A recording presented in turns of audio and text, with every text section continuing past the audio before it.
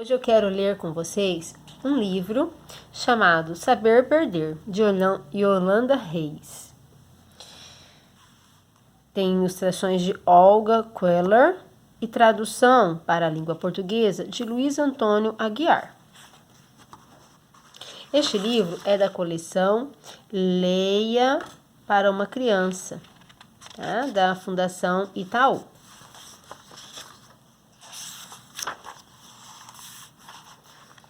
Desta vez estava certo de que ia vencer. Havia treinado tanto, levantava-se quando todos ainda estavam dormindo e corria até o nascer do sol, 50 voltas ou às vezes mais, sempre. E ainda 50 flexões antes do café da manhã. Cereal, suco de laranja e pão integral sem geleia nem manteiga. Então, uma ducha fria e estava pronto. Saía à rua, tomava o ônibus do colégio e começava, então, o grande parêntese do dia, antes do treino da natação.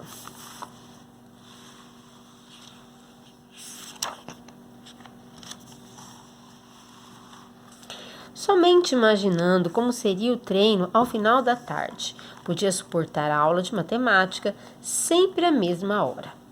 E ainda o desfile interminável de outras matérias, português, inglês, estudos sociais, moral e cívica, etc, etc. O colégio era um mal necessário. Tolerava-o apenas como um lugar de passagem, como uma sala de espera antes da aventura diária. A natação é o que era sua vida. Todas as tardes, das 4 às 6, o resto do mundo desaparecia. Seu corpo livre, cheio de poderes, enfrentava desafios, superava obstáculos, batia recordes. No azul da piscina, ele era um herói e sabia disso. Portanto, seguia ao pé da letra todas as instruções do treinador. Por isso, aguentava também suas repreensões e o seu "você pode fazer melhor", que às vezes lhe parecia tão injusto. Uma coisa era ficar de fora dando ordens, e outra muito diferente era estar ali, mergulhado na água, nadando sem parar, de um lado ao outro, umas 100 vezes todos os dias.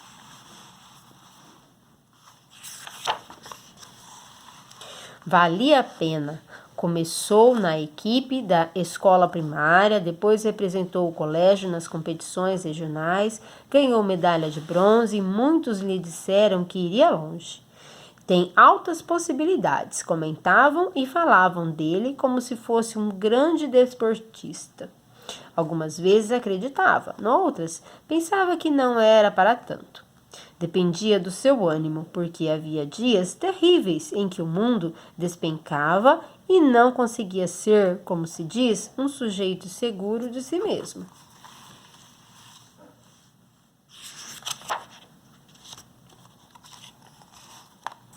E daí? Não era nem milionário, nem o melhor da classe. Não tinha os músculos de um peso pesado de boxe, nem a altura de um astro de basquete. Não sabia dançar, nunca lhe emprestavam um carro e seu rosto raramente dava motivo para que se barbeasse, mesmo que fosse uma vez só por semana. Não tinha namorada e assustava-o pensar no assunto. Mas, desde que entrou para a natação, muitas coisas começaram a mudar.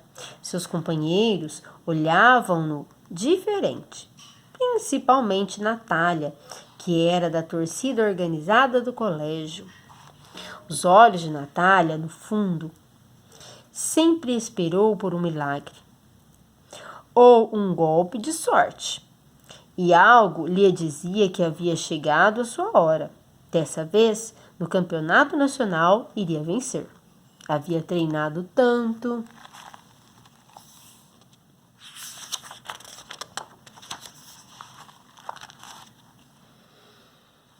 A contagem regressiva começara.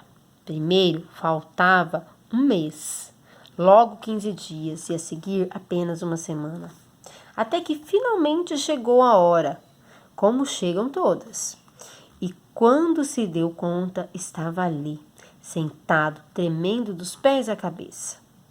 Do vestiário, dava para escutar toda aquela gente chegando. Ouvia os aplausos e os gritos do público. Preferia passar de novo por todo o treinamento, todas as flexões, todas as provas de resistência, a enfrentar aqueles instantes terríveis que o sufocaram, antes de se colocar à cabeceira da piscina olímpica.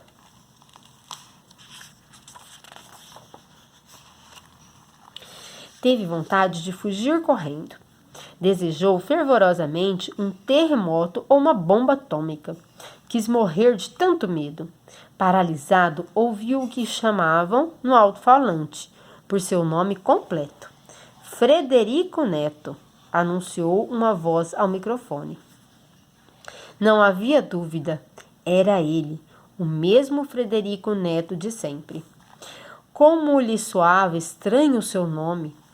Sorte, Frederico, disseram-lhe, e uns passos que não eram seus foram dados, deixando o vestiário. Lá fora, observou todas as cabeças ordenadas em fileiras na arquibancada.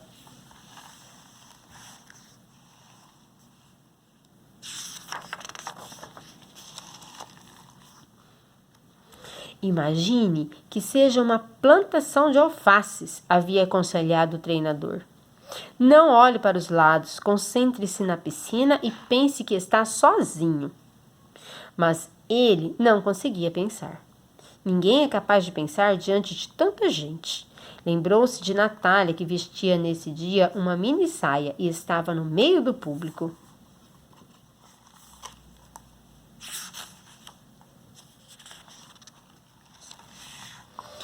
Deu um salto, mergulhou na água fria, o medo ficou no ar.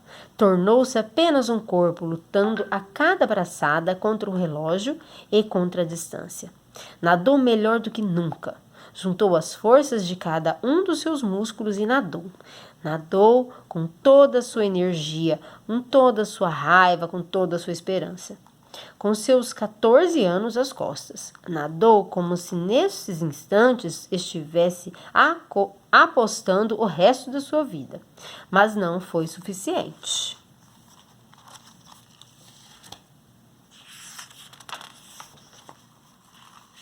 Ficou em segundo lugar. Medalha de prata, vice-campeão nacional da categoria júnior. Melhor dizendo, perdeu. Para que se enganar? Perdeu e havia treinado tanto. Fechou-se no banheiro, não queria que o vissem chorando. Não foi cumprimentar o campeão. Não era hipócrita. Escutou com inveja os aplausos alheios, sentindo-se a pessoa mais derrotada deste mundo. Lá fora, o público das arquibancadas repetia os mesmos coros idiotas de sempre. Odiou essas vozes de meninas histéricas, mas sobretudo odiou Natália. Odiou-a de tanto que havia sonhado com ela, de tanto que a havia imaginado junto com ele como um campeão.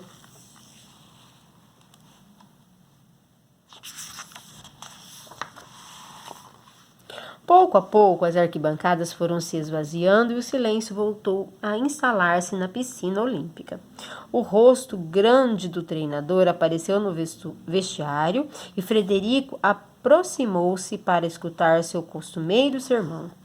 Você fez um excelente trabalho, Frederico, mas precisa saber perder. Faz parte do espírito esportivo. Saber perder era só o que faltava. Quem havia inventado uma frase tão ridícula? Por acaso alguém sabia perder?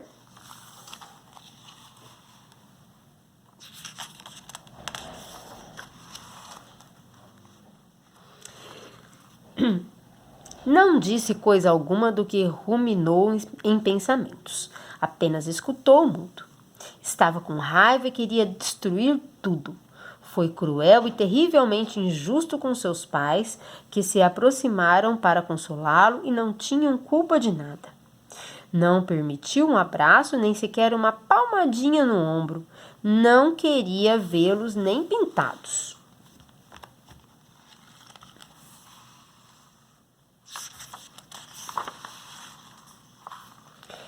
Era noite quando se animou a sair. Tudo estava na penumbra. Lá fora, uma sombra o aguardava. Era a Natália. Caminharam juntos, arrastando os pés com passos de tartaruga, sem se falar. Os dois estavam tão cansados. Demoraram muito no trajeto de volta de casa. O tempo necessário para deixar que a tristeza saísse a passeio. Não havia pressa. Não tinha que madrugar no dia seguinte. Frederico merecia um bom descanso, um fim de semana comum, dormir até tarde. Talvez um café da manhã gigante na cama e alguns filmes na televisão, sem mover um dedo. Não tinha que se manter em forma. Não valia a pena por enquanto.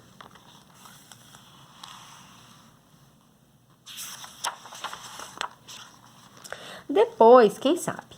Segunda, terça ou quarta, falaria com o treinador e o mandaria para o inferno.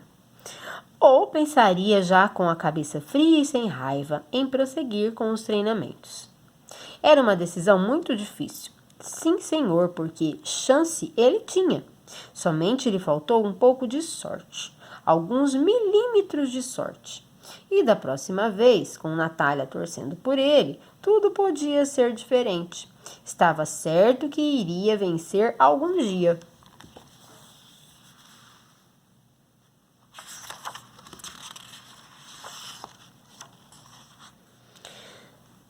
E aqui vem falando sobre a escritora e sobre a ilustradora. Legal essa leitura, né, pessoal? Serve para a gente refletir como que a gente deve proceder na vida. Nem todas as vezes a gente ganha, a gente sente raiva, é uma coisa natural, mas a gente tem que saber passar pelos momentos, né, e deixar a raiva para trás e pensar em novamente tentar e prosseguir, certo? Por que que eu fiz essa leitura?